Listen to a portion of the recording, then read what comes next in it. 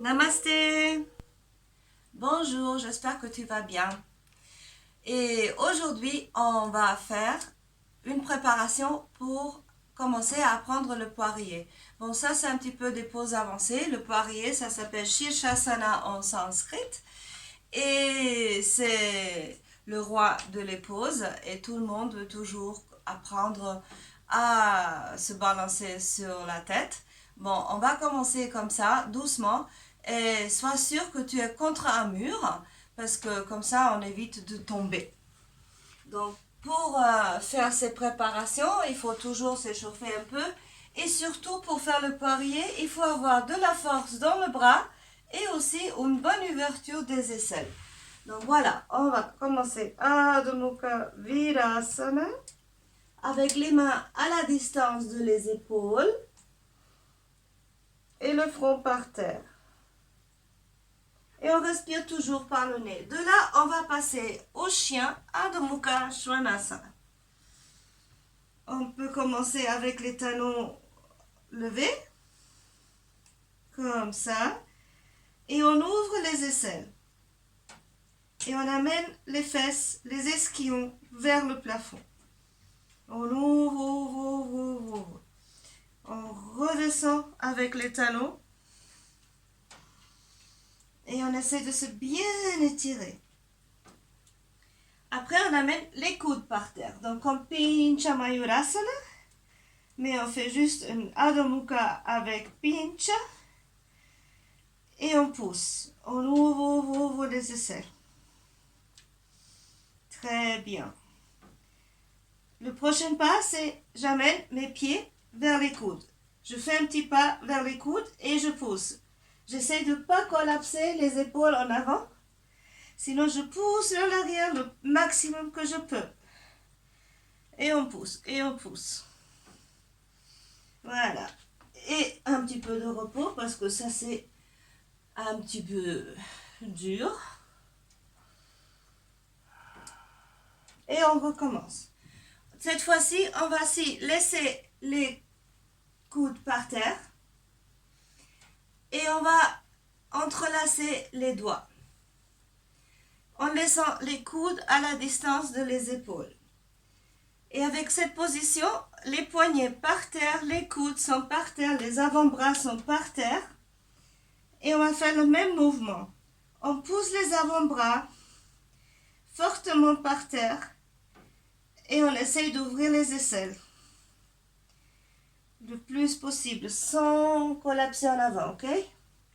Voilà, on essaie. Vous pouvez laisser, tu peux laisser tes talons vers le haut. Haut, on descend. Et là, encore une fois, on fait un petit pas vers les coudes. Et on pousse, et on pousse, et on pousse. Sans poser la tête par terre. Voilà.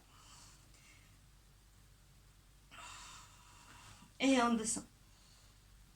Voilà, ça c'est un bon exercice pour prendre la force pour arriver à faire le poirier. Et pour aller un pas plus loin, toujours pour mesurer comment je laisse mes coudes à la distance de les épaules, je fais comme ça. Donc j'ai la bonne mesure. Voilà. Et je pose par terre. Maintenant, encore une fois, je vais entrelacer mes doigts. Et surtout, le petit doigt, il ne va pas se croiser. Donc, il va se mettre dedans et l'autre à côté. Donc, comme ça, j'ai un bon appui vers le sol. Ok? Et je laisse les coudes à la distance de les épaules. Et la tête, je vais la poser juste un petit peu derrière les poignets. Elle reste un petit peu sur les avant-bras et je marche vers les coudes. Et j'essaie de me lever sur les orteils. Et j'avance le plus possible. Et beaucoup de force sur les bras, sans collapser les épaules en avant. Après, essaye de lever un pied. On redescend et on lève l'autre. Très bien. De plus je marche, de plus je peux passer mon poids. Donc quand je passe mon poids, je lève un pied et je lève l'autre.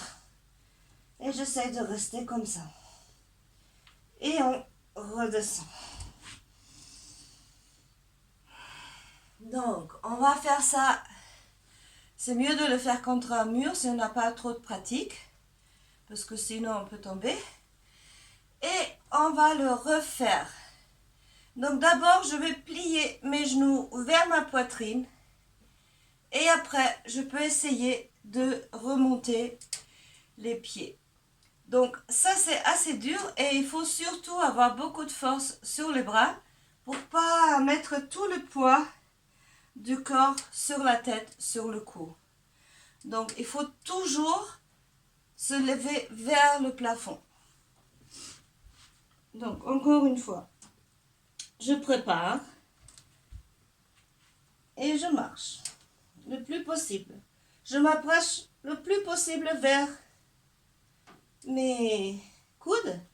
Je lève une jambe, la deuxième, et tant que je peux, j'essaie de rester là.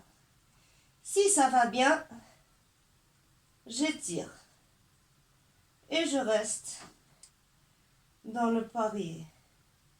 Pour redescendre, encore une fois, je plie vers la poitrine et on descend. Après, c'est bien de rester dans la position de Balasana avec les genoux joints et on se repose.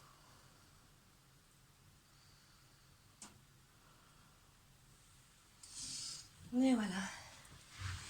Donc ça, c'est la petite séance pour faire Shirshasana.